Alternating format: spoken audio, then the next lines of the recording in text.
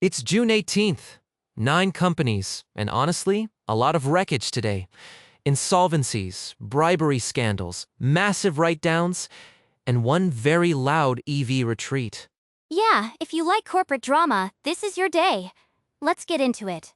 Chiyoda, ticker 6366. From going concern warning to 84.6 billion yen in net income. That's a turnaround. The GPX project was the key.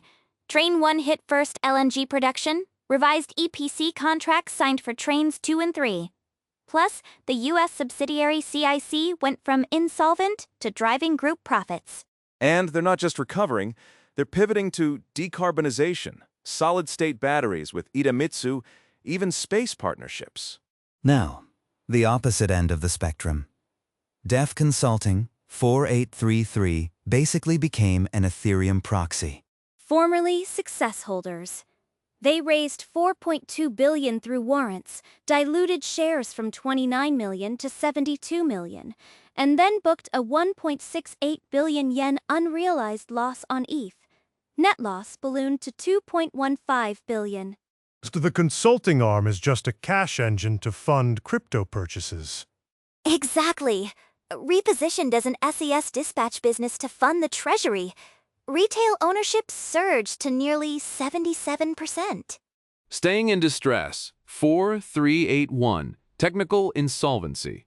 Net assets negative 447 million. A 772 million yen impairment wiped out their head office book value. They breached convertible bond covenants and only survived because the GP fund gave them a waiver. Their pivot, AI billing, they're applying their MVNO billing know-how to generative AI token consumption. And they moved M&A spending forward from 2030 to late 2025. Survival mode. Sony 6758.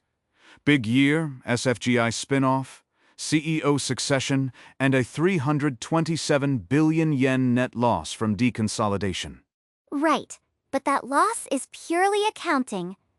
Continuing operations hit a record 1.45 trillion yen in operating profit. Two things jumped out. The 120 billion Bungie impairment and Sony Honda Mobility canceling their EV 44.9 billion equity loss on that. Which connects directly to Honda's story next. 7267. Honda's EV retreat is official. 414 billion operating loss forecast. EV investment capped at 0.8 trillion. Hybrid and ICE getting 4.4 trillion. Canada EV project frozen indefinitely. And yes, the Sony Honda EV model cancelled.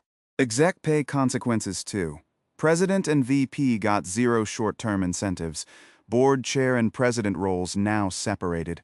Yet they're still buying back over 1 trillion yen in shares and hiking dividends. Signals mixed. 7047 Port, pivoting from asset, light to grid-scale storage batteries. Debt nearly tripled. 1.9 billion already invested, 2.8 billion more planned. Equity ratio dropped from 37% to 29%, but dividends surged from 2.50 to 12 yen payout ratio over 72%. They even reduced capital to unlock retained earnings for that dividend. Aggressive. 7600 Japan MDM. Domestic bribery scandal gutted Q4 sales. Ordinary profit down 64%. Medical institutions suspended their products. They've restructured completely, transferred all domestic sales offices out of the parent. Workforce dropped from 36 to 126. Still hiked the dividend to 17 yen, though. Payout ratio, 87%. 3401 Teijin, 88 billion yen net loss. Classic kitchen sink year. Exited North American Composite Molding, sold the Aramid Paper JV back to DuPont, suspending U.S. carbon fiber operations, workforce down 22%. And Ifissimo just showed up with 16.44%. That'll keep pressure on. Finally, 759, Copro, exited IT Dispatch entirely, acquired TE Holdings for 29 billion, all debt funded. Goodwill is now 58% of total assets.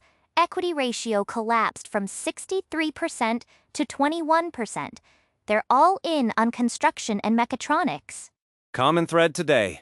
Companies blowing up old strategies and taking big write-downs. Honda's EV retreat and Teijin's kitchen sink quarter set the tone. Watch whether those leverage bets at Port and Copro pay off, and whether Affissimo pushes Teijin further.